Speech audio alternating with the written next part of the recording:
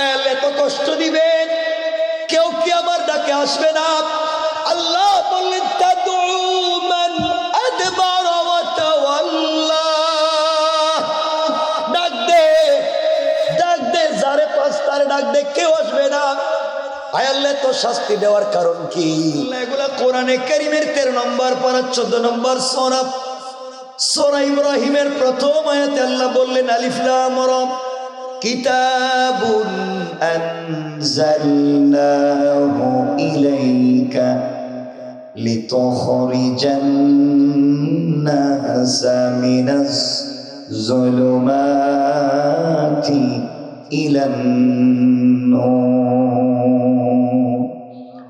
আল্লাহ রাব্বুল ইজ্জতুল জালাল বলেন, মুসলমানের শোনো, এই দুনিয়ার জমিনে আখিরি জামানার পয়গম্বর সরকারে কায়নাত দু জাহানের সরদার নবী রহমত জনাবে মুহাম্মদ রাসূলুল্লাহ সাল্লাল্লাহু আলাইহি ওয়াসাল্লামের কাছে আল্লাহ পাক রব্বুল ইজ্জতুল জালাল কোরআন নাযিল করে জানাইয়া দিলেন, ও দুনিয়াবাসী, দুনিয়ার জমিনে মানুষের চরিত্র সংশোধন করবার জন্য দুনিয়ার কোনো জিনিস দিয়ে মানুষের চরিত্রের পরিবর্তন করা যাবে না।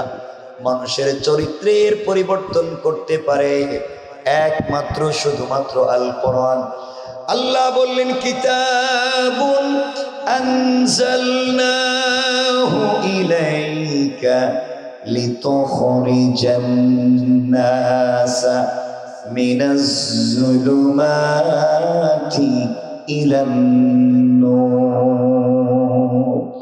আল্লাহ বললেন পয়গম্বর আরবি, আপনার কাছে আমি আল্লাহ এমন একটা কিতাব দিয়েছি যার নাম আল কোরআন।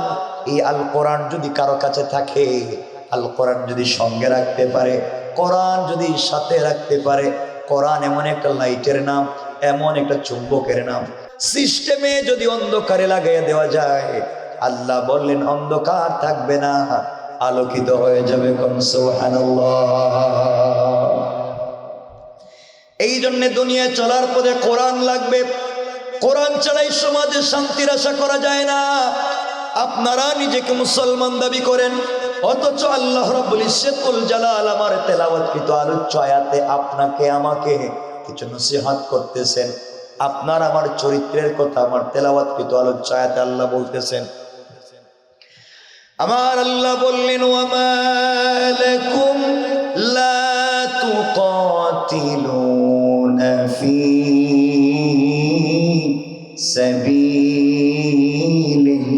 সাবিলিল্লাহ।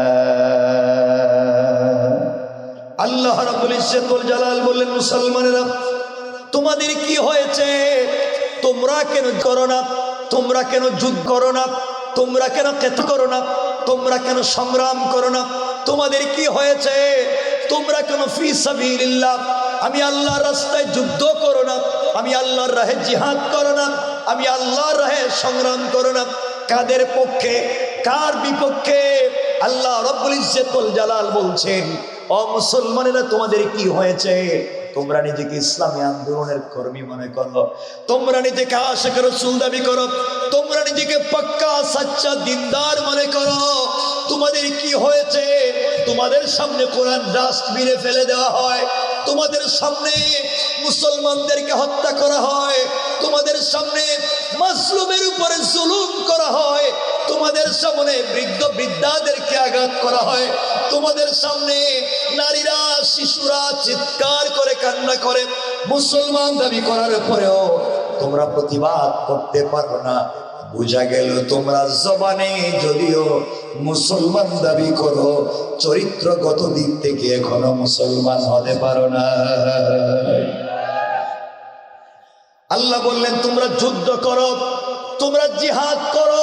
কার পক্ষে, কার বিপক্ষে? আল্লাহ বললেন ওয়াল মুস্তাদআফিনা মিনার রিজালি ওয়ান নিসাই ওয়াল উইলদান। ওই সমস্ত বৃদ্ধদের পক্ষে, ওই সমস্ত বৃদ্ধাদের পক্ষে, ওই সমস্ত বাচ্চাদের পক্ষে, ওই সমস্ত বৃদ্ধ যারা কোরআন পড়বার কারণে, কোরআন বুঝবার কারণে, কোরআনের পথে চলবার কারণে তাদের উপরে জুলুম আর জুলুম চলতেছে। ওই সমস্ত বৃদ্ধাদের পক্ষে যাদের সন্তানেরা দ্বীনের জন্য কষ্ট করবার কারণে তাদের উপরে জুলুম চলতেছে, ওই সমস্ত বাচ্চাদের সাথে তোমরা কেন যুদ্ধ করো না? ওই সমস্ত বাচ্চাদের জন্য তোমরা কেন যুদ্ধ করো না, জিহাদ করো না? যারা দ্বীনের কাজ করতে গিয়ে বাধার সম্মুখীন হয়ে যায়, অথচ কেউ তাদের সামনে, কেউ তাদের সাথে দাঁড়ায় না। তারা আমার কাছে ডাক দিয়ে আমাকে বলেছে, আল্লাযীনা ইয়াকুলুনা রব্বানা আখরিজনা মিন হাযিহিল কারয়াতিজ যালিমি আহলুহা। ওই সমস্ত বৃদ্ধ বৃদ্ধা, ওই সমস্ত নারী পুরুষ, ওই সমস্ত বাচ্চারা আমি আল্লাহকে ডাক দিয়া বলছে, রব্বানা, হে আমাদের রব, আখরিজনা, আমাদেরকে বের করে নিয়ে আসো, মিন হাযিহিল কারয়াতিজ যালিমি আহলুহা, যেই এলাকার মানুষ জালেম, যেই শহরের মানুষ জালেম, যেই দেশের মানুষ জালেম, তারা শুধু নির্যাতন করে, নিপীড়ন করে, অত্যাচার করে। আয় আল্লাহ তাআলা, আপনি কেন আমাদেরকে জালেমদের জুলুম থেকে বাঁচান না? আমাদেরকে কেন বাহির করেন না? আমরা মাজলুম, আর আমাদের সহ্য হয় না। আয় আল্লাহ, কোরআনের কথা বলা যায় না, মা বোনদের ইজ্জত রক্ষা করা যায় না, শরঈ পর্দার কথা বলা যায় না, কোরআনের পক্ষে কথা বলা যায় না, ইসলামের পক্ষে থাকা যায় না। আয় আল্লাহ, জুলুম আর জুলুম চলছে, আমরা ওখানে থাকতে পারবো না। এইভাবে চিৎকার করে মুসলমানেরা যখন কান্না করে আল্লাহর কাছে বলেছে, আমার মুসলমান বন্ধুগণ কথাগুলা ভালো করে শোনেন। মুসলমানেরা আল্লাহর কাছে বলছে, আল্লাহ, এক নাম্বার কাজ হলো আমাদেরকে জালেমের শহর থেকে বের করে আনো, আর যদি আমাদেরকে বের না করো, জালেমের শহরে মাজলুম বানাইয়া রাখো। আয় আল্লাহ, আপনার কাছে দুই জিনিস চাইলাম। এক নাম্বার, ওয়াজআল লানা মিন লাদুনকা ওয়ালিয়া। আয় আল্লাহ তাআলা, আমাদের জন্য একজন ওলি পাঠাইয়া দাও, আমাদের জন্য একজন লিডার পাঠাইয়া দাও, আমাদের জন্য একজন রাহবার পাঠাইয়া দাও, যারা তোমার দ্বীনের জন্য, তোমার তাওহীদের জন্য, তোমার রাসূলের রিসালাতের জন্য, তোমার কোরআনের জন্য আমাদেরকে ডাক দিবে। রব, কথা দিলাম, যতক্ষণ পর্যন্ত আমাদের শরীরে তোমার দেওয়া রক্ত থাকবে, ততক্ষণ পর্যন্ত কোরআন সুন্নাহর বিরুদ্ধে কথা বলে কেউ পার পাবে না। রব বলেছেন, উলাইকা কাল আনাম, কিছু প্রজাতির প্রাণী আছে যাদের হাত পা আছে, চোখ আছে, নাক আছে, মুখ আছে। রব বলেছেন কাল আনাম, এরা চতুষ্পদ জন্তু, বাল হুম আদল, তার চাইতে আরো খারাপ। এখন আপনি আমি জন্য কোন প্রজাতির হিংস্র জানোয়ার নয়, আমরা যে অরিজিনালি মানুষ, এটা বুঝাবার জন্য আমার মাথার চুল থেকে পায়ের পাতা পর্যন্ত শুধুমাত্র কেবলমাত্র আল্লাহর তাওহীদ এবং রাসূলের রিসালাত ছাড়া আর কোন জিনিস থাকতে পারে? বলেন, পারে? মনে রাখবেন, মানুষ কোনদিন ইনসাফের উল্টা কাজ করতে পারে না। আপনাদের কাছে আমার জানার বিষয়, যারা বসেছেন বলেন সকলে মুসলমান কিনা? সবাই বলেন না, একটু কথা বলতে বলেন, আর একটু আওয়াজ করে বলেন না। কেন খালি মুখে বসে রয়েছেন? মুসলমান এটা বুঝলেন কেমনে? বুঝতে পারতেছি না কিছু, যে আমি বলবো নাকি বাদ দিয়ে দেবো? বলেন, মুসলমান কেমনে বুঝলেন? কে আপনারা কইছে আপনি মুসলমান? বলা লাগবে আপনাদের। বলেন মুসলমান কেমনে বুঝলেন? আপনারা আমাকে হয়তো বলতে পারেন বা বলে থাকতে পারেন বা বলবেন যে আমরা কালিমা পড়ি বুঝি, এজন্য আমরা মুসলমান। এটাই তো আপনাদের এই দেশে, আপনাদের এই অঞ্চলে খবর নেন, এই জনপদে আপনি আমি যেভাবে কালিমা পড়ি এবং জানি, বহুত ভিন্ন ধর্মের মানুষ, হিন্দুরাও কালিমা পড়ে এবং জানে। বলেন না? না জানে না? আপনারা বলবেন আপনারা নামাজ পড়েন, মসজিদে নামাজে যান, এই জন্য আপনারা মানুষ মুসলিম।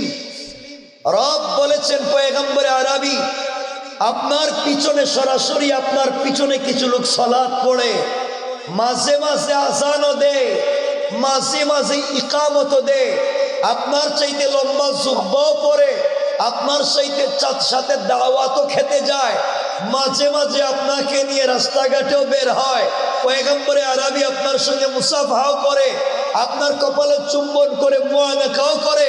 আমি রব বলেছি না জাকাল মুনাফিকুন, ইয়া রাসূলুল্লাহ আপনার পিছনে সালাত পড়ে ঠিকই, আমি রব বলেছি এরা মুনাফিক। কথা বলছেন না কেন? কি আব্দুল্লাহ ইবনে, এখন কি করব? বয়ানের পরে বয়ানের মধ্যখানে হয়ে গেল, তাহলে আমরা শেষ থেকে করে ফেলি। তাহলে তো এখন কথা কি করব?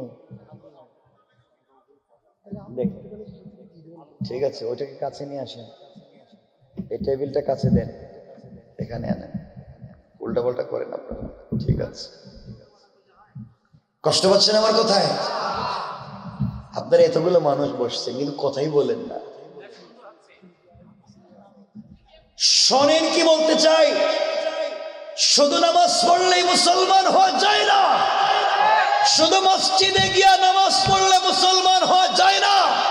আপনাদের বৃহত্তর যশোরে খবর নেই, বহুত নামাজি আছে পাক্কা টাটকা মুনাফিক। নামাজ পড়লেই মুসলমান হওয়া যায় না। রসুলের পিছনে তো সালাত পড়েছে পৃথিবীর শ্রেষ্ঠ মুনাফিক আর গাদ্দার আব্দুল্লাহ ইবনে উবাই ইবনে সালুল, মুসলমান হয়ে গেছে। আরে নবীজির পিছনে সালাত পড়েছে, ইন্তেকালের পর নবীজি নিজের জুব্বা মুবারক খুলে তার কাফন দিয়েছে, তার জানাজার ইমামতির জন্য দাঁড়িয়েছে। রব বলেছেন পয়গম্বরে আরবি আপনার পিছনে সালাত পড়েছে, আপনি জুব্বা দিয়েছেন, আপনি ইমামতি যদি 1 কোটি বছর করেন ওকে মাফ করা যাবে না, কারণ ও মুনাফিক। এজন্য আপনি কে কোন ধর্ম পালন করেন আমার কোনো জানার আগ্রহ নাই। হিন্দু নি, বৌদ্ধ নি, ইহুদি নি, খ্রিস্টান নি, মুসলমান নি, কোনো আগ্রহ নাই। কিন্তু আমি বলবো আল্লাহর ওয়াস্তে কেউ মুনাফিক হইয়েন না। বুঝেন নাই মনে হয়? রব কোরআনে বলেন নাই যে হিন্দুদেরকে আমি জাহান্নামের একেবারে নিচে দিব, বৌদ্ধদেরকে আরো নিচে দিব, এই কথা বলেন নাই। রব বলেছেন ইন্নাল মুনাফিকিনা ফিদ দারকিল আসফালি মিনান নার, যারা মুনাফিক হবে তারা জাহান্নামের আন্ডারগ্রাউন্ডে থাকবে। ঠিক কিনা বলেন? আমরা কি হব না? কিছু কয় না এরা, বলেন কি হব না? এখানে কেউ আসেননি না করে, সব অলিয়ে অলিয়ে বসছে আমার কাছে, এদের কাছে মুড়ি দেওয়া লাগবে। মুনাফিক নাই। শুনেন আজকের কথাবার্তা, বেশি বলবো না। সুতরাং নামাজ পড়লেই মুসলমান হওয়া যায় না। আপনারা বলবেন হুজুর আমাদের দাড়ি আছে, শিআর ইসলাম, এজন্য আমরা মুসলিম। আমার আপনার চাইতে বহুত লম্বা দাড়ি হিন্দুরাও রাখে, নাই? আপনারা বলবেন হুজুর আমরা লম্বা জুব্বা পরি, লম্বা জুব্বা পাঞ্জাবি, এটা তো বড় বুজুর্গর আলামত। আরে আমার আপনার চাইতে বহুত লম্বা জুব্বা ইহুদিরা পরে, ঠিক কিনা বলেন? আপনারা বলবেন সুন্দর টুপি আর সুন্দর পাগড়ি, এটাই তো বিশাল বড় মুফতি সাহেব আল্লামা। আপনার আমার চাইতে সব থেকে স্মার্ট টুপি আর পাগড়ি পরে শিখেরা, ঠিক না? এজন্য দাড়ি টুপি পাঞ্জাবি পাগড়ি থাকলে বুজুর্গ আল্লাহওয়ালা হওয়া যায় না। এই সমাজে খবর নেন, কসম রব্বে পাকের সাথে এই কোরআন হাতে নিয়ে বলছি, বহুত দাড়িওয়ালা টুপিওয়ালা পাঞ্জাবিওয়ালা পাগড়িওয়ালা 5 ওয়াক্ত নামাজি এই জামানার সব থেকে বড় বদমাইশ আর মুনাফিক। সুতরাং শুধু নামাজই আপনাকে জান্নাতে নিবে না। কথা শোনেন, 1-2 মিনিট সংক্ষেপ করে বলে দেই। মোটামুটি আস্তে আস্তে চিন্তা করছি, মনে হয় আমি কোনো গ্রামে যাইতেছি, গ্রামে আর ঘুরতেছি, রাস্তা তো শুরু রাস্তা সিন্ধুলে একটা গ্রামে আসছি। তাহলে সামাজিক কিছু অবক্ষয় যদি না বলি, আল্লাহর কাছে দায়বদ্ধ থেকে যাব। এই যে আমার সামনে যারা বসেছেন, দেখতে পাচ্ছি আমার সামনে যারা বসে আছেন, এই সুজলা সুফলা শস্য শ্যামলা স্বচ্ছ সুপ্রজ্জ্বল সোনার বাংলাদেশের উত্তম সামাজিক বৈচিত্র্য এবং সামাজিক চারিত্রিক অবকাঠামোকে নষ্ট করেছেন আপনারা। আপনারা নষ্ট করেছেন সুন্দর সমাজ ব্যবস্থা, নষ্ট করেছেন আপনারা। আমার সামনে অনেক মুরব্বী বসা, যাদের মুখে দাড়ি সাদা, পকেটে 1 হাত লম্বা তসবিহ আছে, 5 ওয়াক্ত নামাজও পড়েন, হয়তো হজও করেছেন। খবর নেন আপনাদের বৃহত্তর এই চিকরগাছায় বহুত 5 ওয়াক্ত নামাজি, বহুত দাড়িওয়ালা, বহুত পাঞ্জাবিওয়ালা এই এলাকার সব থেকে বড় সুদের ব্যবসায়ী। ঠিক কিনা ওয়াজ করে বলেন? নাই বলেন নাই? মুসলমান যেই বেচারা নামাজ পড়ে সুদ খায়, সে তো তার মায়ের সাথে জিনার মতো অপরাধ করে। যে তো নামাজ পড়ে সুদের ব্যবসা করে, সে তো আল্লাহ এবং তার রাসূলের বিরুদ্ধে যুদ্ধের মতো অপরাধ করে। যারা মায়ের সাথে জিনা করে, আল্লাহ রাসূলের বিরুদ্ধে যুদ্ধের মতো অপরাধ করে, তারা যাই হোক এই মুসলমানদের সমাজে বসবাস করবার ন্যূনতম চারিত্রিক অধিকার নাই। ঠিক কিনা আওয়াজ করে বলেন? আসেন এলাকায় কেউ? এখানে কেউ আসেননি সুদের ব্যবসা করেন? হাত তুলেন দেখি কে আছে। নাই? হাত তুলবেন না কেন?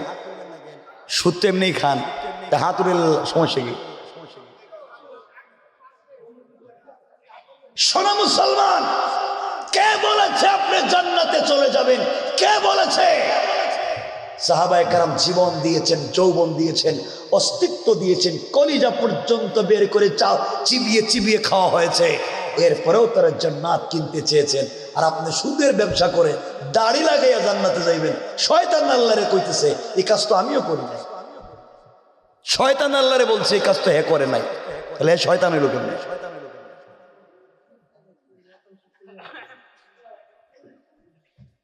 অনেক মুরব্বী এখানে বসা, কসম রব্বে পাকের জাতের কাউরে আমি চিনি না, যাদের মুখে দাড়ি আছে, সাদা হয়ে গেছে, হাঁটতে পারেন না আগের মতো। এখনো আজান হলে আপনি মসজিদে সালাতে যান না।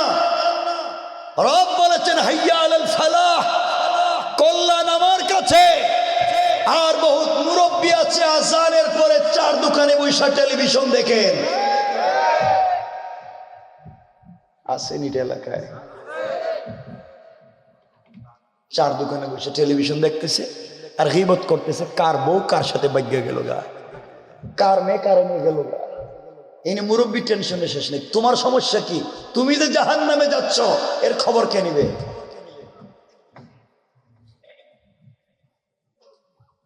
কষ্ট পাচ্ছেন আমার কথায়? সমাজকে নষ্ট করেছেন আপনারা। এই যে আপনারা কাউরে চিনি না, আগেই বলছি, যারা ভিলেজ পলিটিক্স করেন, গ্রামের রাজনীতি করেন, গ্রামের মোড়ল, গ্রামের মাতবর, গ্রামের বিচারী, পঞ্চায়েতের মুরব্বী, এটাই মনে হয় আপনারা কোন, এগুলোই তো কোন নাকি? যারা ভিলেজ পলিটিক্স করেন, গ্রামের মুরব্বী, পঞ্চায়েতের মুরব্বী, এলাকার মোড়ল, এলাকার মাতবর, অনেক মুরব্বী আর মাতবরকে পাবেন আমি বলে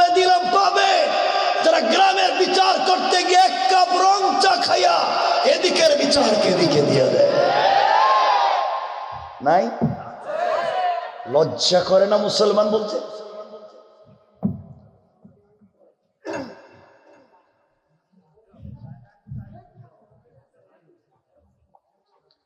অনেক মুরব্বী আছেন হাতে 500-1000 টাকা ধরাইয়া দিলে ডাইনের বিচারে বাম বানাইয়া দেয়। আছে না এগুলা? আস্তাগফিরুল্লাহ। তো সমাজকে কেমনে নষ্ট করলেন? সমাজ থেকে দিনকে কেমনে মুছে দিচ্ছে?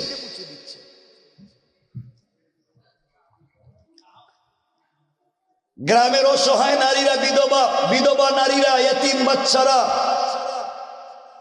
বড় মুরব্বীর কাছে বিচার চাইতে যায়, উনি তো বিচার করে দেয় না, উল্টা এতিমের জায়গা জমি, বিধবার বাড়িঘর, বুয়া 2 নাম্বার দলিল নিজের নামে বানাইয়া এতিমকে বাড়ি থেকে বের করে, বিধবা রাস্তাঘাট বন্ধ করে, সব মেরে খেয়ে এরপর এলাকার বড় মুরব্বী হয়ে গেছে। বাদ দে, কাকে নিয়ে খাওয়াচ্ছে? আপনার প্রতি দরদ আছে, আমাকে তো খাওয়ান নাই। আমি বলছি কাকে খাওয়াচ্ছেন, জাহান্নামে নিয়ে যাচ্ছেন। হারাম সন্তানকে খাওয়াবেন না, হারাম আপনি নিজে খাবেন না, ইনশাআল্লাহ। বলেন না ইনশাআল্লাহ? এই কাজগুলো করবেন। অনেক মুরব্বী আছেন তো এখানে, বললে তো রাগ করবেন জানি। বহুত মুরব্বী আছেন আরেকজনের জমি আইল টেলাই 1 হাত ঢুকাই দিয়েছেন নিজের জমিনে। নাই? আরেকজনের জমি নিজের জমিতে ঢুকাইয়া সম্পত্তি বন্টন করতে ছেলেরে ঠিক মতো দিয়া মেয়েরে ঠকাইয়া কাবার গিলাফে ধরে কাঁদতেছে আর কইতেছে, আল্লাহ আমারে মাফ করে দাও। আল্লাহকে ও বাটপা, নিজের মেয়েরে ঠকাইছস, পাবলিকের জমিও 1 হাত ঢুকাইছস, মানে আমার কাছে আর কি চাস? এগুলা নাই? কি ইসলাম?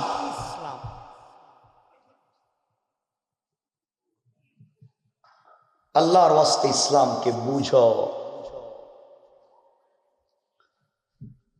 এগুলা সামাজিক অবক্ষয়।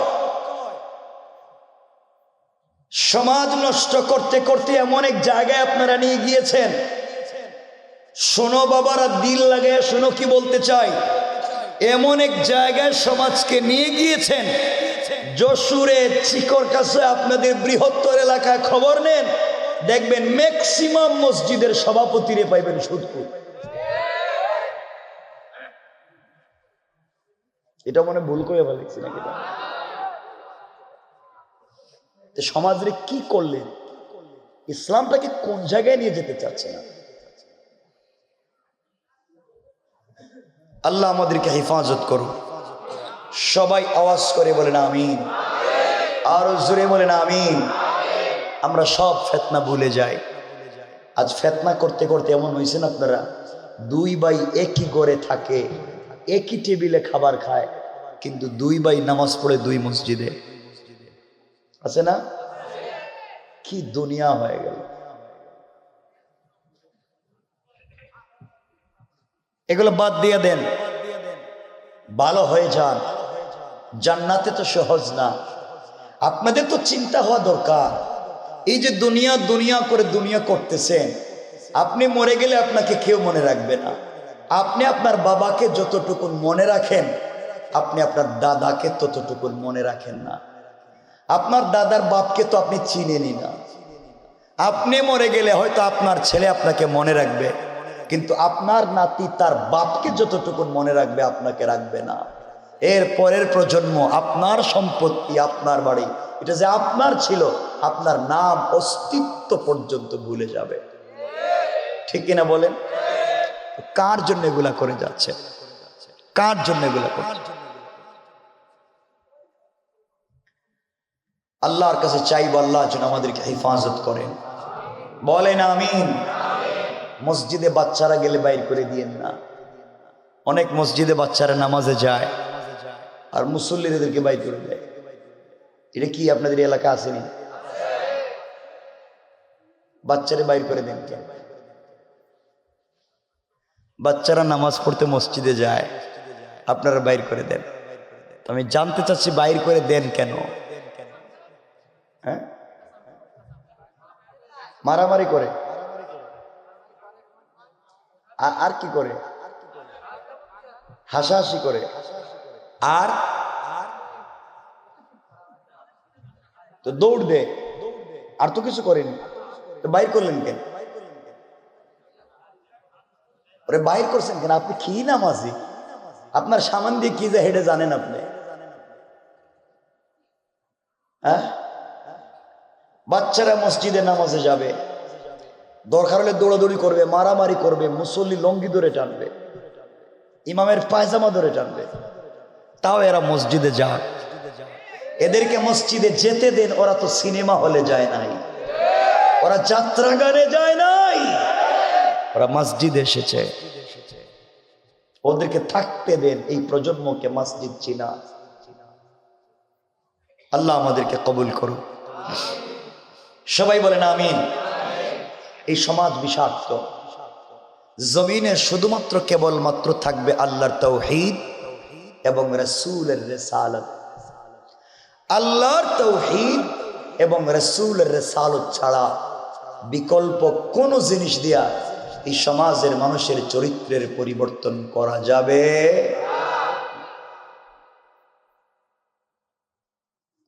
এজন্য আমরা সামনের দিকে যাই। মানুষের চরিত্রের পরিবর্তন করতে হলে, এই সমাজে দিন পৌঁছে দিতে গেলে, কোরআনে কারিমে আল্লাহ বলেছেন গুণ লাগবে 4টা, আর হাদিসে রাসূল বলেছেন গুণ লাগবে 4টা। এই 4 4 8 গুণ যারা মানবে, নবীজি বলেছেন মরলে তারা জান্নাতে যাবে। একটু জোরে পড়েন।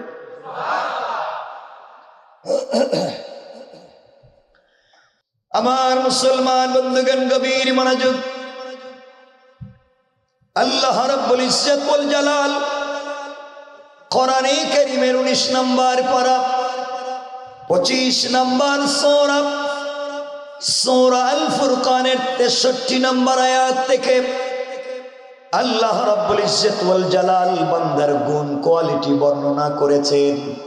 কিন্তু যেখান থেকে তিনি বর্ণনা করেছেন, যে বিষয়গুলো বোঝাতে চাইলেন, আমার আল্লাহ এগুলা কোরআনে কারীমের 13 নম্বর পারা 14 নম্বর সূরা, সূরা ইব্রাহিমের প্রথম আয়াতে আল্লাহ বললেন আলিফ লাম রা, কিতাবুন আনজালনাহু ইলাইকা লিতুখরিজান নাসা মিনাজ যুলুমাতি ইলান নূর। আল্লাহ রাব্বুল ইজ্জত ওয়াল জালাল বলেন, মুসলমানের শোনো, এই দুনিয়ার জমিনে আখিরি জামানার পয়গম্বর, সরকারে কায়নাত, দু জাহানের সরদার, নবী রহমত জনাবে মুহাম্মদ রাসূলুল্লাহ সাল্লাল্লাহু আলাইহি ওয়াসাল্লামের কাছে আল্লাহ পাক রব্বুল ইজ্জত ওয়াল জালাল কোরআন নাযিল করে জানাইয়া দিলেন, ও দুনিয়াবাসী, দুনিয়ার জমিনে মানুষের চরিত্র সংশোধন করবার জন্যে দুনিয়ার কোনো জিনিস দিয়ে মানুষের চরিত্রের পরিবর্তন করা যাবে না। মানুষের চরিত্রের পরিবর্তন করতে পারে একমাত্র শুধুমাত্র আল কোরআন। আল্লাহ বললেন, কিতাবুন আনজালনাহু ইলাইকা লিতুখরিজান নাসা মিনাজ যুলুমাতি ইলান নূর। আল্লাহ বললেন, পয়গম্বর আরবি, আপনার কাছে আমি আল্লাহ এমন একটা কিতাব দিয়েছি যার নাম আল কোরআন। এই আল কোরআন যদি কারো কাছে থাকে, আল কোরআন যদি সঙ্গে রাখতে পারে, কোরআন যদি সাথে রাখতে পারে, কোরআন এমন একটা লাইটের নাম, এমন একটা চুম্বকের নাম, সিস্টেমে যদি অন্ধকারে লাগাইয়া দেওয়া যায়, আল্লাহ বললেন অন্ধকার থাকবে না, আলোকিত হয়ে যাবে। কোন সুবহানাল্লাহ। এই জন্য দুনিয়ায় চলার পথে কোরআন লাগবে। কোরআন ছাড়াই সমাজে শান্তির আশা করা যায় না। আপনারা নিজেকে মুসলমান দাবি করেন, অথচ আল্লাহ রাব্বুল ইজ্জত ওয়াল জালাল আমার তেলাওয়াতকৃত আলোচ্য আয়াতে আপনাকে আমাকে কিছু নসিহত করতেছেন। আপনার আমার চরিত্রের কথা আমার তেলাওয়াতকৃত আলোচ্য আয়াতে আল্লাহ বলতেছেন, আমার আল্লাহ বললেন ওয়ামা লাকুম লা তুকাতিলুনা ফি সাবিলিল্লাহ।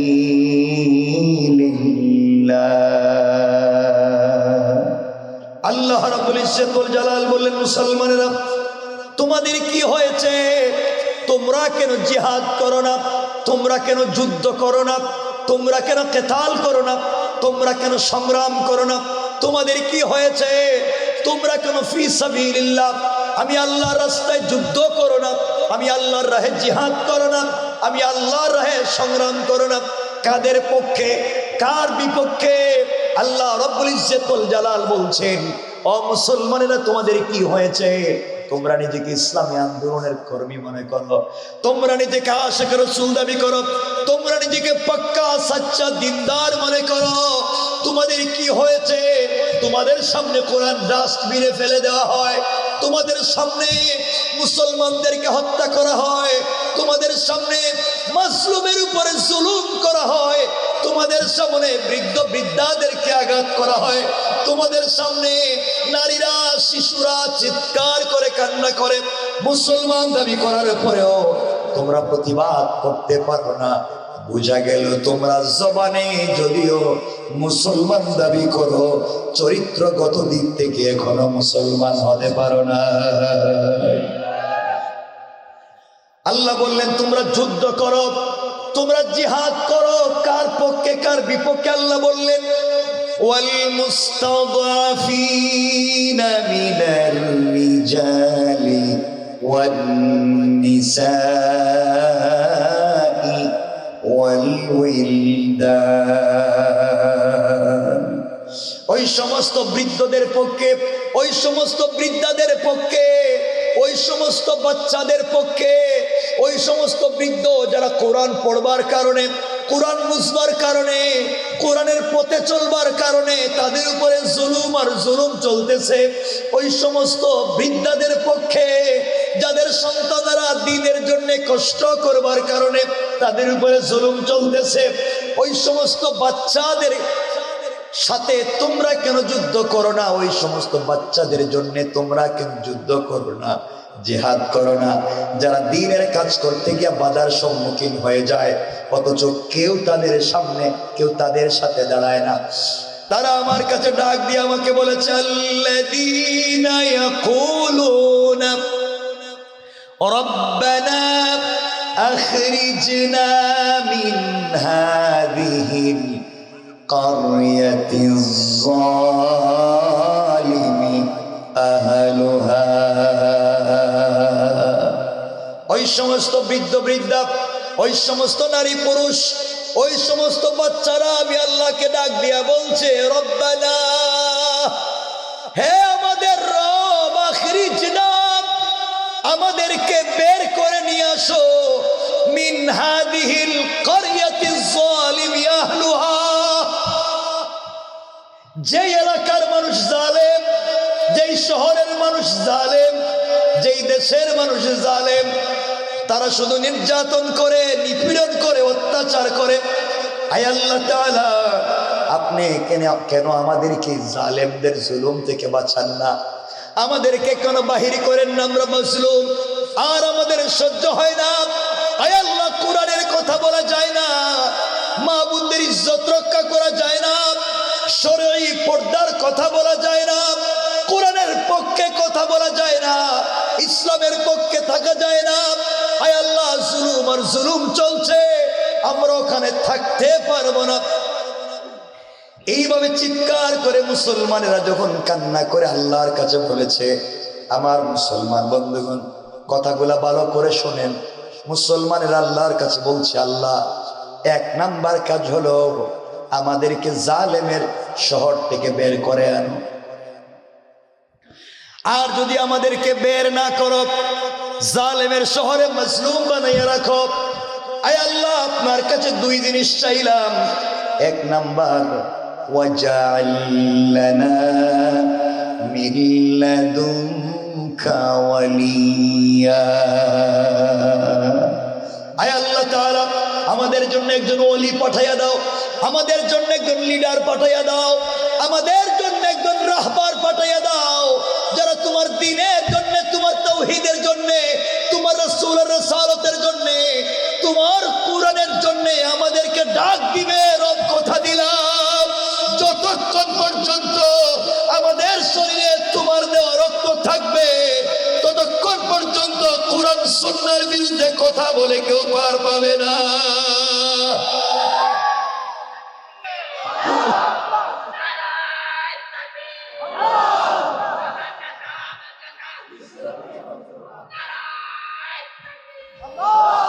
আমার বন্ধুগণ, কথাগুলো বুঝেন। আল্লাহর কাছে ডাক দিয়ে বলেছে, আল্লাহ একজন নেতা পাঠাইয়া দাও, ওয়াজআল লানা মিন লাদুনকা ওয়ালিয়্যা। আয় আল্লাহ, আমাদের জন্য একজন নেতা পাঠাইয়া দাও। আর শুধু নেতা দিলে হবে না, নেতার মাধ্যমে বিজয় আসবে না। বদরের যুদ্ধে আখেরি জামানার পয়গম্বরকে নেতা বানিয়েছো, এরপরও সাহায্য দিয়েছো। বোঝা গেল নেতা দিলেই চলবে না, সাহায্য লাগবে। পরের শব্দে আল্লাহ বললেন, ওয়াজআল লানা মিন লাদুনকা নাসীরা। আয় আল্লাহ তাআলা, শুধু নেতা দিলে চলবে না, আমাদেরকে তুমি সাহায্য নাজিল করে দাও। সুতরাং আমরা আল্লাহর কাছে বলতে পারি, আল্লাহ এই পুরো দুনিয়ার ইসলামিক অন্যায় অনাচারকে দূর করবার জন্যে তোমার কাছে দুইজন নেতা, দুইজন অমর চাই না, একজন অমর তুমি জিন্দা করে দাও। এই 800 কোটি পৃথিবীর মানুষের চরিত্র পরিবর্তন হয়ে যাবে। কোন ঠিক কিনা? আমার বন্ধুগণ, কেমনে পরিবর্তন হবে?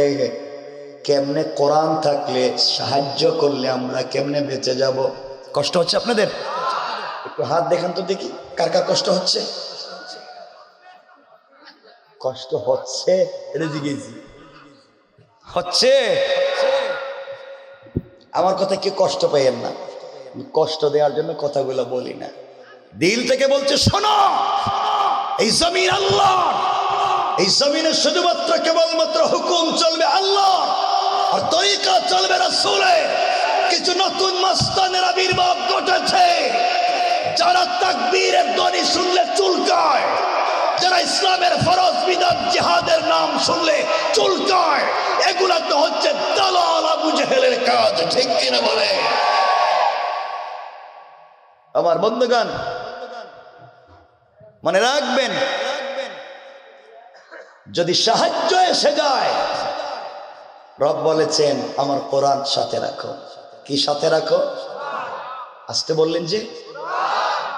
আচ্ছা বলেন, এখানে কে আছেন যার কোনো দুশ্মন নাই পৃথিবীতে? আছেন কেউ? সবার দুশ্মন আছে। তো দুশ্মন থাকলে আপনারা হুজুরের কাছে যান, হুজুর একটা তাবিজ দেন না কেন? দুশ্মন থেকে বাঁচবার জন্য করেন না এগুলো? দরকার নেই, সব বাদ দেন। রব বলেছেন জালিম থেকে বাঁচবার জন্য। ওরা যদি 1 কোটি অ্যাটম বোম নিয়ে দাঁড়ায়, আর তুমি যদি কোরআন সাথে রাখতে পারো, রব কথা দিলাম তোমাকে বাঁচাইয়া দেব। বিশ্বাস হচ্ছে না? ছোট্ট ছোট্ট করে বলে, মূল আলোচনা যাব না, লম্বা হয়ে যাবে। কোরআন থাকলে কি লাভ? আমার বন্ধুগণ, কথাগুলো দিল দিয়া শোনেন। আমার নবী সরকারে কায়নাত, দো জাহানের সরদার, নবী রহমত জনাবে মুহাম্মদুর রাসূলুল্লাহ সাল্লাল্লাহু আলাইহি ওয়াসাল্লাম যখন তাওহীদ আর রিসালাতের দাওয়াত দেওয়া শুরু করলেন, ঘটনা বলছি না, মূল উদ্দেশ্য কোরআন থাকলে কি লাভ, কোরআন কেমনে জালেম থেকে বাঁচাইয়া দেয় তা বোঝাতে চাচ্ছি। আমার নবী দ্বীনের দাওয়াত দেওয়া শুরু করলেন। আল্লাহ পাক কোরআনের আয়াত নাজিল করে বলে দিলেন, ওয়ানজির আশিরাতাকাল আকরাবিন। বন্ধু পাশাপাশি, কাছাকাছি, আত্মীয় স্বজন, বংশের লোকদেরকে দ্বীনের দাওয়াত দেন। মূল ঘটনা বলবো না, শুধু কোরআন বুঝাবো। আমার নবীজি দ্বীনের দাওয়াত দেওয়ার জন্য সাফা পাহাড়ে সকালবেলা আরোহণ করলেন, আর ডাক দিয়া বললেন, ইয়া সাবাহা। আরবের বিধান হচ্ছে সকালবেলা কেউ যদি উঁচা জায়গায় উঠে, ইয়া সাবা,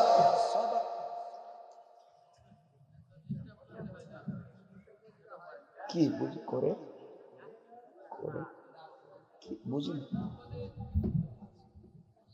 আমি কি করতাম? আমি কি কিছু বললাম এখানে? কিছু তো বলিনি।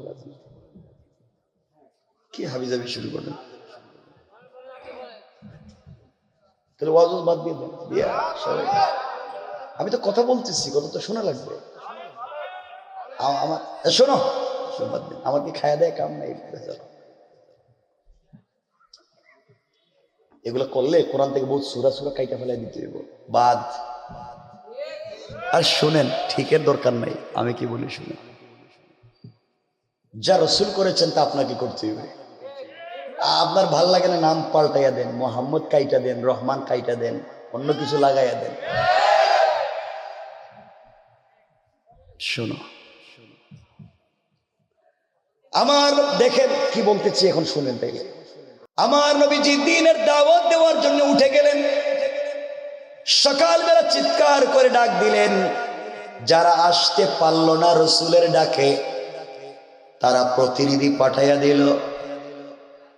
প্রতিনিধি সবাই যখন হাজির হয়ে গেলেন, নবীজি যে কথাগুলা বলছেন শোনেন। আমার নবীজি বললেন, শোনো মক্কাবাসী, শোনো আমার পাশাপাশি লোকেরা, আমি তোমাদের কাছে কেমন, তোমাদের কাছ থেকে জানতে চাই।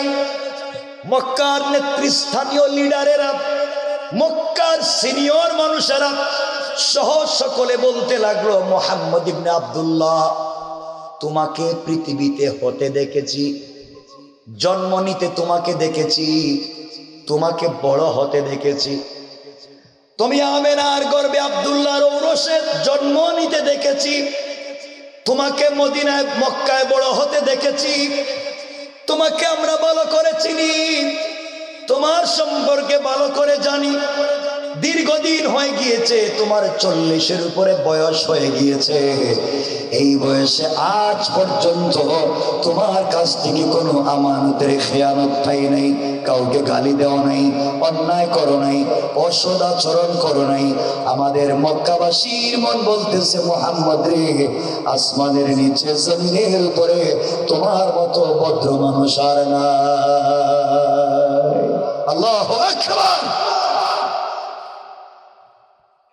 আমার বন্ধুগণ, এবার নবীজি বললেন, শোনো মক্কাবাসী, শোনো, তোমরা যদি বলো আমার চাইতে ভালো মানুষ আর নাই, তোমরা আমাকে হতে দেখেছ, তোমরা আমাকে বড় হতে দেখেছ, আমার সকল যৌবনকাল, কিশোর কৈশোর, তরুণ কাল সব তোমরা দেখেছ। এবার আমি যদি বলি পাহাড়ের অপর প্রান্ত থেকে কেউ তোমাদেরকে আঘাত করবার জন্য আসছে, তাহলে কি তোমরা আমার কথা বিশ্বাস করবে? সকল মক্কাবাসী এক বাক্যে জবাব দিল, মুহাম্মদ ইবনে আব্দুল্লাহ রে, তুমি কোনো কথা বলতে দেরি হবে, প্রশ্ন ছাড়া মেনে নিতে আমাদের আপত্তি নাই।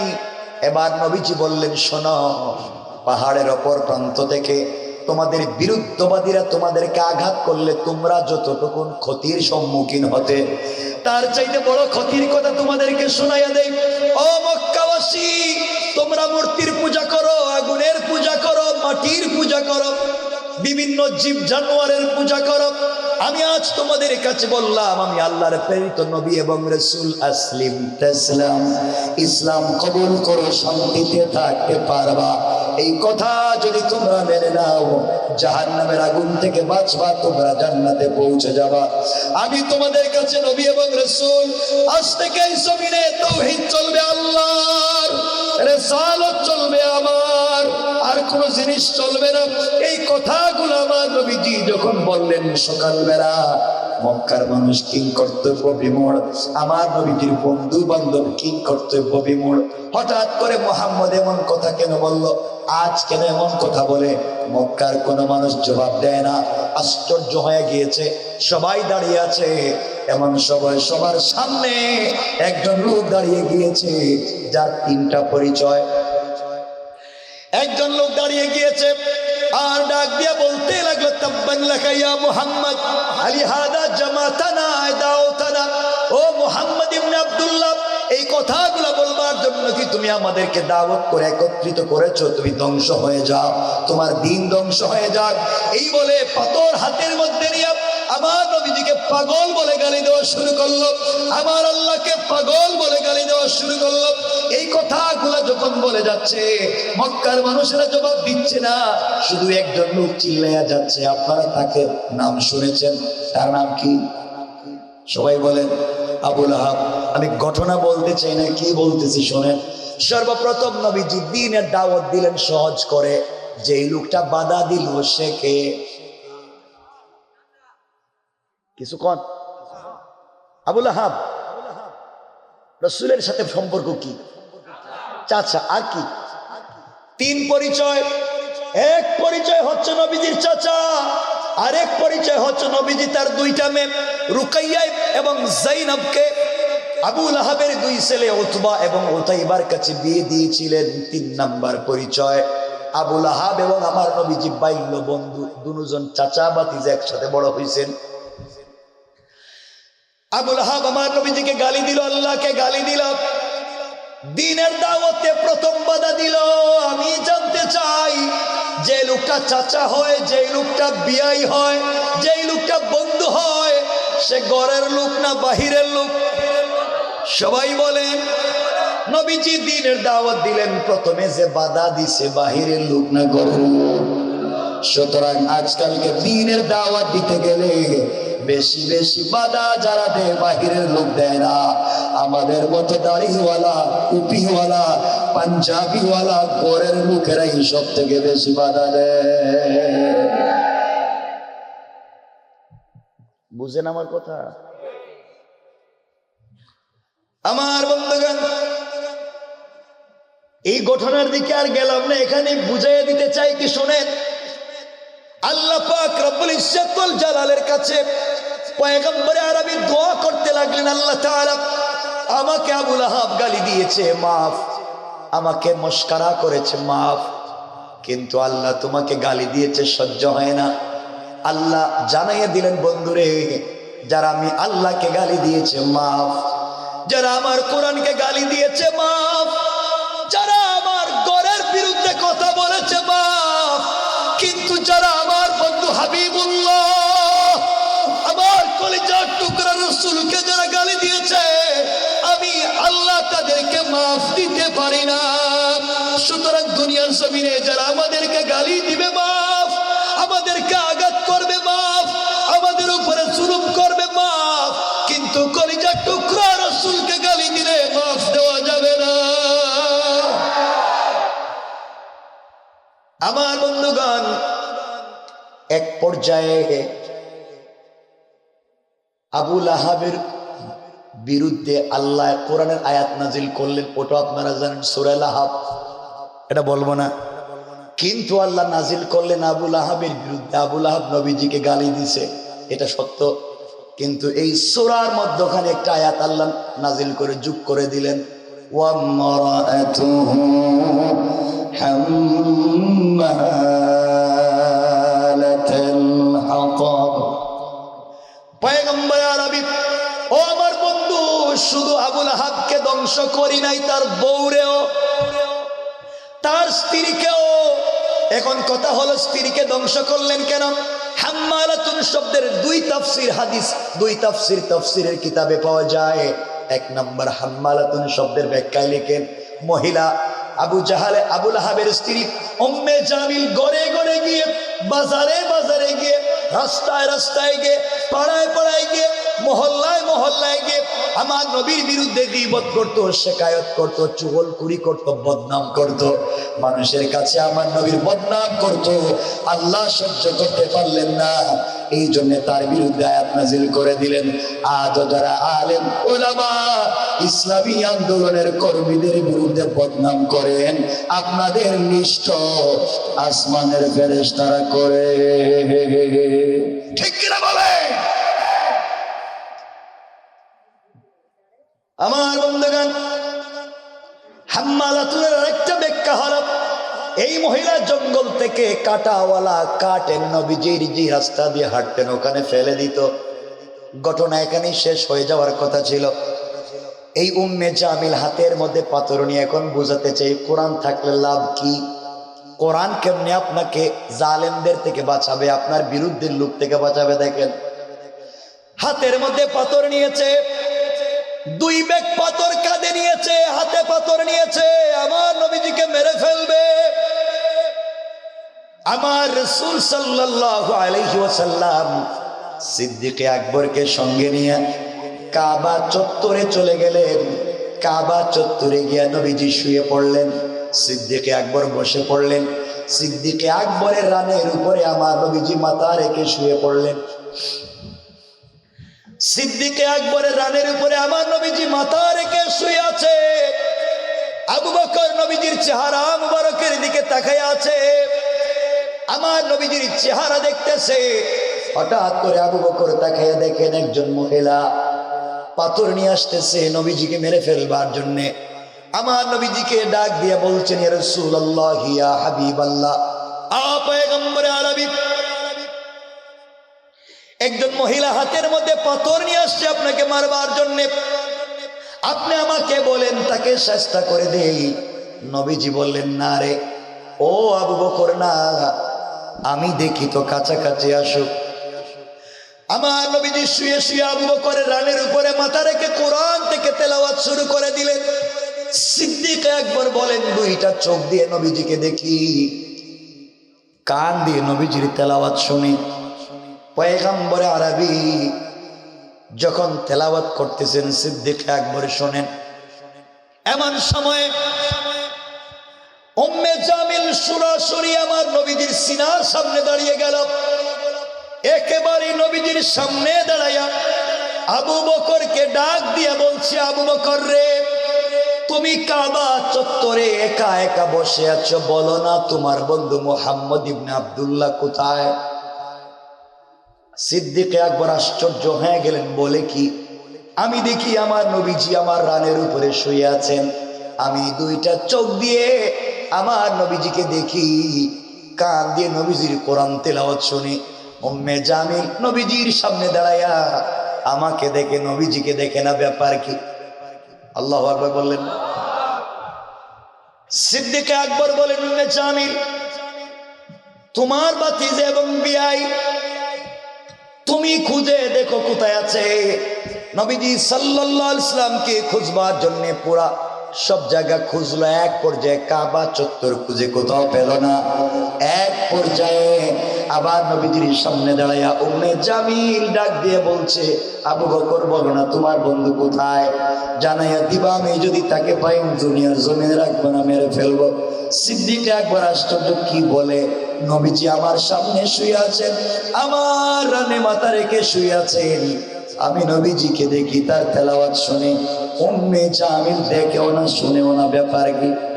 চিৎকার করে গালিগালাজ করে উম্মে জামিল চলে গেল।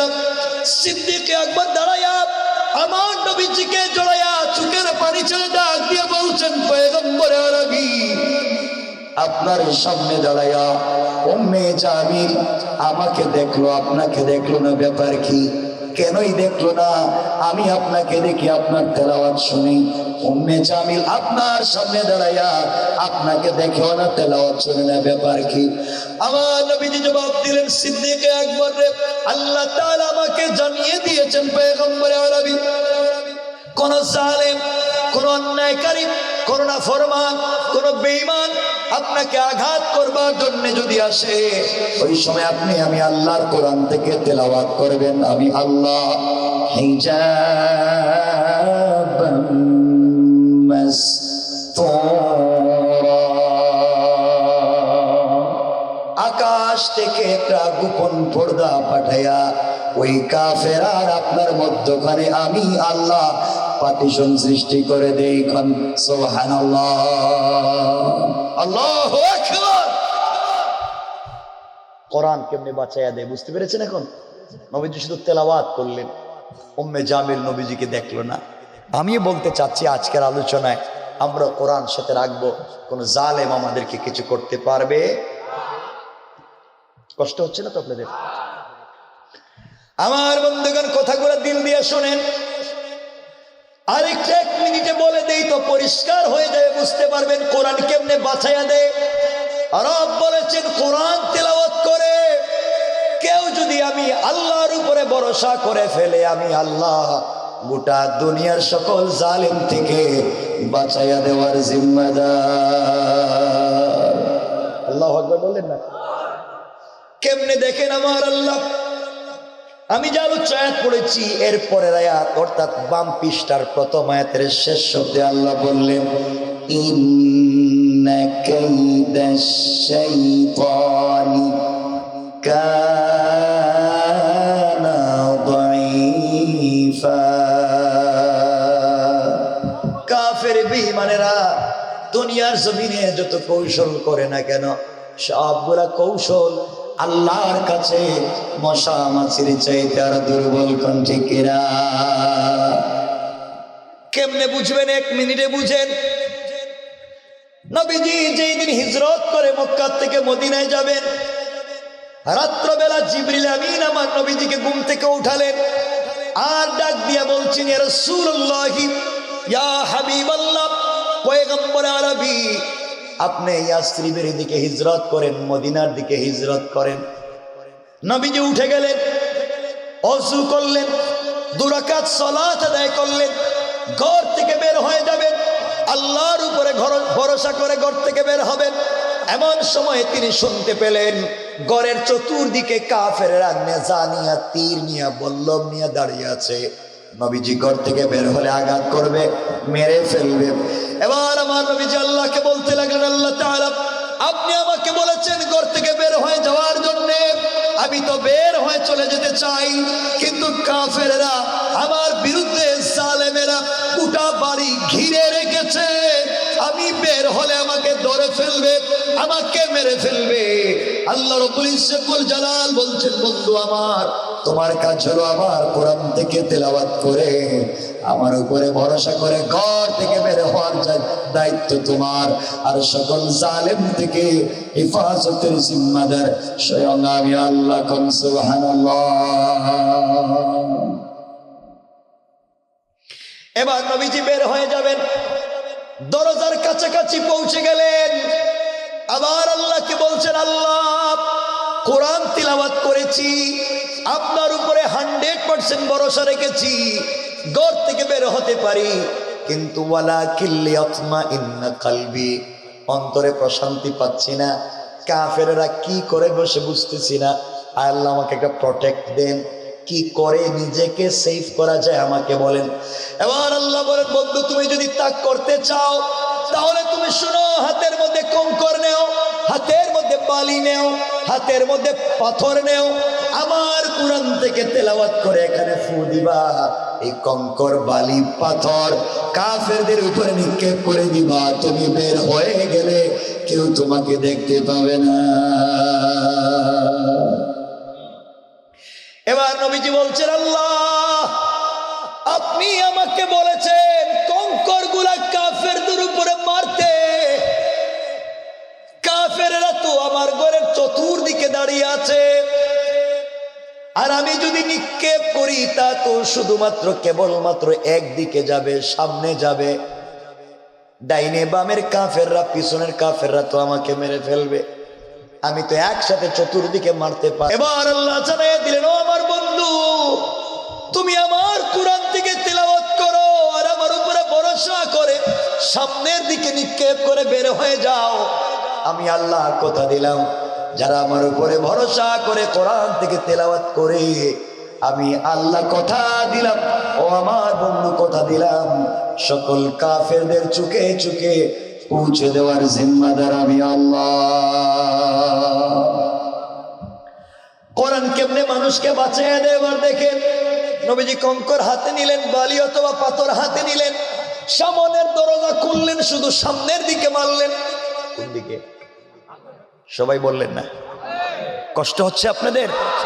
সামনের দিকে মারলেন, দরজা খুলে বের হয়ে সামনের দিকে মারলেন। তাকায়া দেখেন ডাইনে বামে সামনে পিছনে সকল দিকে কাফেরদের চোখে পৌঁছে গিয়েছে। সবাই চোখ রগড়াতে লাগলো, চোখ মুছতে লাগলো।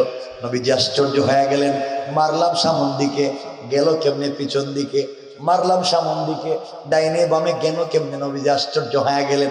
দীর্ঘ ঘটনা। নবীজি নিশ্চিন্তে মদিনা পৌঁছে গেলেন। একদিন আল্লাহ নবীজিকে বলতেছেন, বন্ধুরে ওই দিন তো তুমি আফসোস করলে, টেনশন করলে, কাফেররা তোমাকে মেরে ফেলবে। বলো না তুমি তো সামনের দিকে নিক্ষেপ করলে, পিছনে কাফেরদের চুকে কেমনে পড়লো, কেমনে তুমি বেঁচে গেলে? নবীজি বলছেন, আল্লাহ আপনি বলেছেন কোরআন তিলাওয়াত করতে আমি করলাম, কেমনে বাঁচলাম আমি জানি না। এবার আমার আল্লাহ জবাব দিলেন, বন্ধু শোনাও, আমার রামাইতা ইদা রামাইতা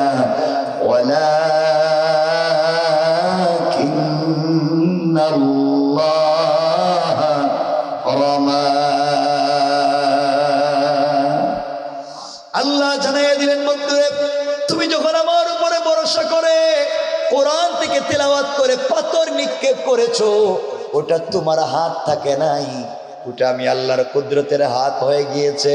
আর আমি আল্লাহ আমার হাত দিয়া সকল কাফেরদের চোখে চোখে পৌঁছে দিয়েছি। কোন সুবহানাল্লাহ, আল্লাহু আকবার বলেন। কষ্ট হচ্ছে আপনাদের? অসুবিধা হয়? আমার বন্ধুগণ, এতক্ষণে যা বুঝাতে চাইলাম, রব যে বলেছেন কোরআনে কারীমের 13 নম্বর পারা 14 নম্বর সূরা ইব্রাহিমের প্রথম আয়াতে, আলিফ লাম রা কিতাবুন আনজালনাহু ইলাইকা লিতুখরিজান নাসা মিনাজ যুলুমাতি ইলান নূর। কোরআন থাকলে অন্ধকার আলোকিত হয়ে যায়, কোরআন থাকলে জালেম জুলুম করতে পারে না। বুঝাতে চাইলাম, রাসূল কোরআন নিয়ে গেলেন, উম্মে জামিল নবীজিকে পেল না।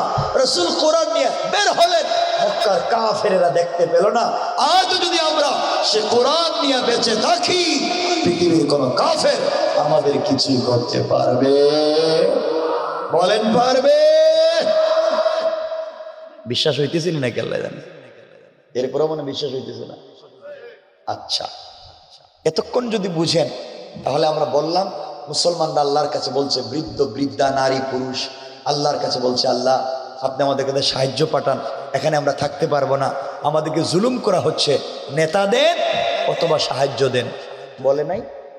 কিছু কয় না, বললাম না বলে নাই? আল্লাহর কাছে বলেছে। কার কাছে? এখন আল্লাহ জবাব দিবেন না বসে থাকবে? কথা বলে না কেন? জবাব দিচ্ছেন পরের আয়াত, ৭৬ নম্বর আয়াত, অর্থাৎ বাম পৃষ্ঠার প্রথম আয়াত আল্লাহ শুরু করেছে। আমার আল্লাহ জবাব দিয়ে বলছেন, আল্লাযীনা আমানু ইউকাতিলুনা ফি সাবিলিল্লাহ। আল্লাহ রাব্বুল ইজ্জত ওয়াল জালাল বললেন, মুসলমানেরা তোমরা আমার কাছে নেতার জন্য চাইছো, তোমরা আমার কাছে সাহায্য চাইছো, তোমরা আমার কাছে সাহায্য চাও। আল্লাহ জানাইয়া দিলেন, বাংলাদেশে আমার জানা মতে 18 কোটি আশিক রসুল আছে। তারা নিজের আশিক রসুল দাবি করে, বড় বুজুর্গ আল্লাহওয়ালা নিজেদেরকে দাবি করে। অবশ্যই তারা তোমাদেরকে বাঁচাবে, তোমাদের পক্ষে কাজ করবে। আল্লাহ বললেন, যারা ঈমান এনেছে, যারা মুসলমান, ইউকাতিলুনা ফি সাবিলিল্লাহ, তারা আল্লাহর পথে সংগ্রাম করবে, তারা রাসূলের পথে সংগ্রাম করবে, তারা মাজলুমের পক্ষে দাঁড়াবে। এরপর আল্লাহ বলেন, জুলুম হওয়ার পরেও, অন্যায় হওয়ার পরেও, অনাচার হওয়ার পরেও যারা মাজলুমের পক্ষে দাঁড়ায় না, যারা বৃদ্ধ বৃদ্ধাদের পক্ষে দাঁড়ায় না, তারা কারা? এর পরের শব্দে আল্লাহ বললেন, ওয়াল্লাযীনা কাফারু ইউকাতিলুনা ফি সাবিলিত তাগুত। আল্লাহ রাব্বুল ইজ্জত ওয়াল জালাল বললেন, মুসলমানেরা নির্যাতনের শিকার হওয়ার পরেও, মাজলুম হওয়ার পরেও যারা মুসলমানদের পক্ষে দাঁড়াবে না, আল্লাহ বলছেন ওরা সাবিলিত তাগুত, ওরা কাফেরদের পথে চলে গিয়েছে, শয়তানের পথে চলে গিয়েছে। সুতরাং এদের চিন্তা করে তোমাদের লাভ নাই। সুতরাং আজকালকে যারা আমাদের চাইতে লম্বা জুব্বা পরে, লম্বা পাগড়ি পরে, লম্বা রুমাল লাগায়া ইসরায়েল ইহুদি খ্রিস্টানদের পক্ষে দালালি করে, তারা কোনোদিন মুসলমানদের নেতা হতে পারে না। ঠিক কিনা জুড়ে বলেন? কষ্ট পাচ্ছেন মানে? আমার লম্বা করো, দোকান নেই, বেশি লম্বা করবো না। আপনাদের অসুবিধা হচ্ছে ভাই? একটু হাত উঠে দেখান তো, একটু দেখি দিই। অসুবিধা হচ্ছে না তো? না বেশি কষ্ট দিব না, লম্বা করবো না, আপনাদের অবস্থা বাস ভালো না দেখতেছি।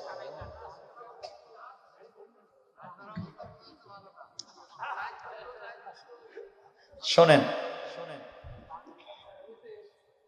মাঝে মাঝে চিন্তা করতেছেন খেলা দেখতে যাইবেন মনে হয়, একটু হাত উঠে দেখেন কারা কারা যাইবেন দেখি।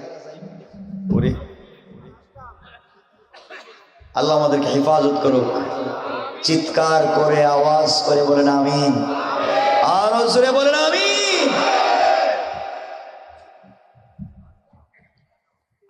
আল্লাহ বলছেন ওয়াল্লাযীনা কাফারু ইউকাতিলুনা ফী সাবিলিত তাগুত, যারা নিজেকে মুসলমানদের লিডার আর নেতা দাবি করবার পরে ইসরায়েলি ইহুদি খ্রিস্টানদের পক্ষে কথা বলে, ওদের লম্বা জুব্বা হতে পারে, লম্বা রুমাল আর পাগড়ি হতে পারে, ওরা মুসলমানদের নেতার লিডার হতে পারে না। এরা হলো এই বিশ্বের ইহুদি খ্রিস্টানদের নেতার লিডার। এখন আল্লাহ আমরা কার বিরুদ্ধে এখন সংগ্রাম করব? এমনি কাফেররা তো শক্তিশালী, আমরা যাদেরকে লিডার মনে করি হেরাও দেখতেছি, হেদের কার বিরুদ্ধে যুদ্ধ করব? আল্লাহ আমরা কি ইহুদি খ্রিস্টানদের বিরুদ্ধে যুদ্ধ করব? কি করব এখন? আল্লাহ জবাব দিচ্ছেন। এবার আল্লাহ জবাব দিলেন ফাকাতিলু আউলিয়া শাইতান। আল্লাহ রাব্বুল ইজ্জত ওয়াল জালাল বললেন বান্দারা শোনো, ফাকাতিলু তোমরা কিতাল করো, সংগ্রাম করো, আউলিয়া আশ-শাইতান শয়তানের বিরুদ্ধে না শয়তানের নেতার বিরুদ্ধে? কথা বলেন, শয়তানের বিরুদ্ধে না শয়তানের নেতা? আরে শয়তানের না, আল্লাহ বলছেন ফাকাতিলু শাইতান, শয়তানের বিরুদ্ধে সংগ্রাম করো। বলেন নাই, বলছেন ফাকাতিলু আউলিয়া আশ-শাইতান, শয়তানের নেতার বিরুদ্ধে যুদ্ধ করো। শয়তানের নেতা কারা? যারা মুসলমান পরিচয় দিয়ে মুসলমানদের বিরুদ্ধে কাজ করে, তারাই শয়তানদের নেতা। ঠিক কিনা বলেন? ফাকাতিলু আউলিয়া আশ-শাইতান। আল্লাহ ওর নেতাও দেখতেছি এদের, সব তো এদের। এখন আমরা কেমনে যুদ্ধ করব? এদের তো শক্তি বেশি, আমরা পারবো না। আল্লাহ বলছেন টেনশন কইরো না, ওই আগের কোরআন সাথে নিয়ে আমার উপরে ভরসা করে নেমে পড়ো। রব শেষ শব্দে বলছেন, আমার আল্লাহ শেষ শব্দে বললেন ইন্না কাইদাশ শাইতানি কানা দাঈফা।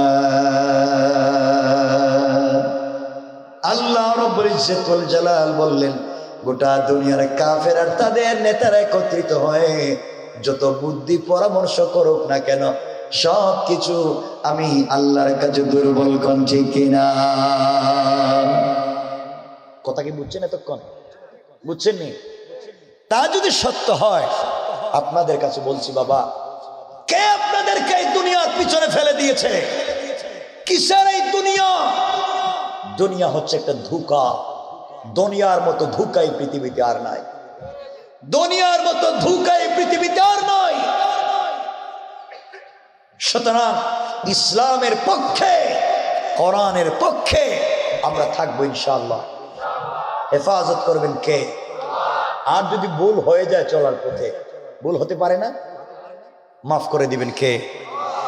এই কথা আমার আল্লাহ কোরআনে কারীমের 19 নম্বর পারা 25 নম্বর সূরা সূরাল ফুরকানের 65 নম্বর আয়াত থেকে আমার আল্লাহ বললেন ওয়াল্লাযীনা ইয়াকুলুনা রাব্বানা সরিফ আন্না আযাব জাহান্নাম ইন্না আযাবাহা কানা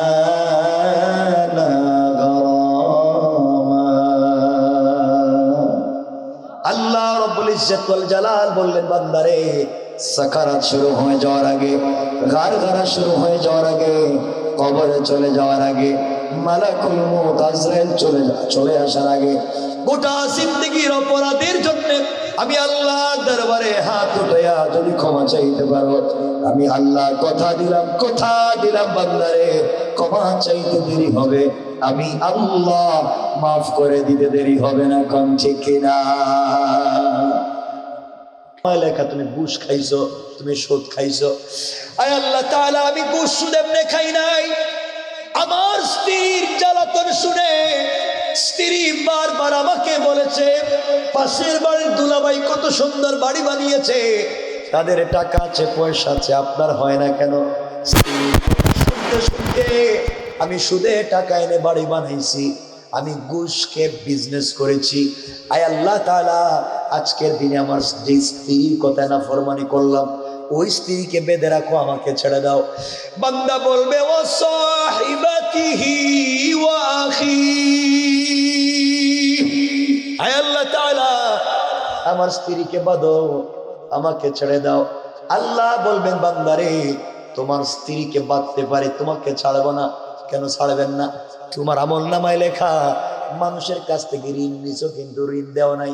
আয় আল্লাহ ঠিক কথা বলছেন। আমি ছিলাম পরিবারের বড় সন্তান, বড় ভাই, আমার ছোট ছোট ভাই বোন ছিল, ওদেরকে মানুষ বানাবার জন্যে, ভাইদেরকে স্টাবলিশড বিজনেস দিয়া, চাকরি দিয়া বিদেশে পাঠাবার জন্যে, বোনদেরকে ভালো জায়গায় বিয়ে দেওয়ার জন্যে রাত দিন কাজ করেছি, আবার ডিউটি করেছি। বিয়ের সময় মানুষের কাছ থেকে ঋণ এনেছি, ভাইকে চাকরি, ভাইকে বিজনেস বিদেশে পাঠাবার জন্য ঋণ এনেছি, ঋণ দিতে পারি নাই। আয় আল্লাহ তাআলা, যে ভাই বোনদেরকে মানুষ করবার জন্য আমার যৌবন নষ্ট করলাম, আজকের দিনে যদি আমার ভাই বোন আমার পাশে না দাঁড়ায়, ও আখি, আমার ভাই বোনদেরকে বাঁধো। এবার আল্লাহ বলেন, বান্দারে, তোর স্ত্রীরে বাঁধলাম, তোর ভাই বোনরে বাঁধলাম, মা বাপকে বাঁধলাম, এরপরও ছাড়বো না। আয় আল্লাহ, এরপরে ছাড়বেন না কেন? তোমার আমলনামায় লেখা দেখি চাঁদাবাজি করছো, আরেকজনের জমি দখল করছো, আরেকজনের দোকান ডাকাতি করছো, গ্রামের নিরীহ মানুষের মাথায় বাড়ি মারছো, কেন? আল্লাহ বললেন, ও বান্দা কেন করলে? বান্দা বলছে, আল্লাহ, আমার গ্রামের মুরব্বী আমাকে বলছে অমুকরে পিটা, আমি পিছনে আছি। আমার গোষ্ঠীর লিডার বলছে অমুকে মার, আমি তোর সাথে আছি। আমার দলের নেতা বলছে আমার বিরোধী দল যারে পাইবে তারে পিঠাইবে, আমি আছি। আয় আল্লাহ তাআলা, আমি তো কিছু করি নাই, নেতা যা কইছে তাই করছি, এখন আমাকে ছেড়ে দাও, আমার নেতাকে বাঁধো। পরের আয়াতে আল্লাহ বললেন, ওয়া ফাসিলাতিহিল্লাতী তুআওয়ি। ও বান্দা, তোমার আমলনামায় এত নাফরমানি কেন? আয় আল্লাহ, গোষ্ঠীর মুরব্বী, এলাকার মুরব্বী, দলের মুরব্বী বলছে, এই জন্য করেছি। আল্লাহ, সবাইকে বাঁধো, সবাইকে বাঁধলাম, বান্দা তোমাকে ছাড়বো না। আয় আল্লাহ তাআলা, আর কি দেওয়া লাগবে? এবার বান্দা বলছে, ওয়ামান ফিল আরদি জামিআন সুম্মা ইউনজি। আয় আল্লাহ, ওয়ামান ফিল আরদি জামিআ, আসমান জমিনে যা আছে সব তোমাকে দিতে চাই, বিনিময়ে আমাকে ছেড়ে দাও। আল্লাহ বলেন, বান্দারে, প্রথমে বাচ্চাদেরকে দিলে, এরপরে বউ দিলে, এরপরে ভাই বোন দিলে, মা বাপ দিলে, দলের মুরব্বী, গ্রামের মুরব্বী, গোষ্ঠীর মুরব্বী, সবরে আমার কাছে দিলে, সবাইরে শিকল লাগালাম, এরপরে আসমান জমিনে যা আছে সব দিলে, এরপরও নিজেকে বাঁচাতে চাও, সুম্মায়ুনজি। আল্লাহ এত কিছু দেওয়ার পরেও নিজেকে বাঁচাতে চাই। এবার আল্লাহ বলেন, তোর কি আর কোনো কথা আছে? আল্লাহ, আর কি বলবো, সবই তো দিলাম, বিনিময়ে আজকের কিয়ামতের দিনে আমাকে ছেড়ে দাও। এবার আল্লাহ জবাব দিচ্ছেন, বান্দারে, কাল্লা ইন্নাহা লাযা নাযাতাল লিশশাওয়া। আল্লাহ বলেন, বান্দা, কাল্লা, কখনো না। সবাইরে বাঁধলাম, তোর সন্তান বাঁধলাম, স্ত্রীকে বাঁধলাম, তোর ভাই বোনকে বাঁধলাম, মা বাপকে বাঁধলাম, দলের লিডার বাঁধলাম, গোষ্ঠীর লিডার বাঁধলাম, গ্রামের লিডার বাঁধলাম, সবাইকে বেঁধে রাখছি, তোমাকে ছাড়বো না। যা দিয়েছ সব রাখছি, তোমাকে ছাড়বো না। আল্লাহ, আমাকে যেহেতু বেঁধে রেখেছেন, একটু আযাব কম দেন। আল্লাহ বলছেন, ইন্নাহা লাযা, তোমাকে এমন শাস্তি দিব বান্দারে, এমন আগুন দিয়ে তোমাকে জ্বালাবো, চামড়া জ্বলবে, গোশত জ্বলবে, হাড্ডি জ্বলবে, সব জ্বলে পানির মতো পড়বে, কিন্তু তোমার রূহকে জ্বালাবো না, তোমাকে কষ্ট দিব। আয় আল্লাহ, আর কেমনে শাস্তি দিবেন?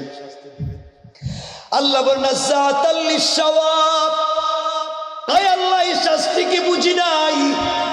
বুঝাতে চাচ্ছেন আল্লাহ 2 লক্ষ জীবন্ত বকরির বাচ্চাকে মাথা নিচের দিকে করে পা উপর দিকে উঠাইয়া 2 লক্ষ জীবন্ত বকরির শরীর থেকে টাইনা টাইনা চামড়া নামাইয়া দিলে যেই ব্যথা হবে, বান্দারে আমি আল্লাহ তোমাকেও মাথা নিচের দিকে করে পা উপর দিকে উঠাইয়া 19 জন ফেরেশতা দিয়া তোমার শরীর থেকে চামড়া টেনে টেনে নামাবো।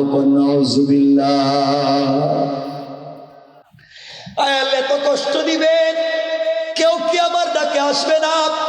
আল্লাহ বললেন তাদউ মান আদবারা ওয়া তাওয়াল্লা,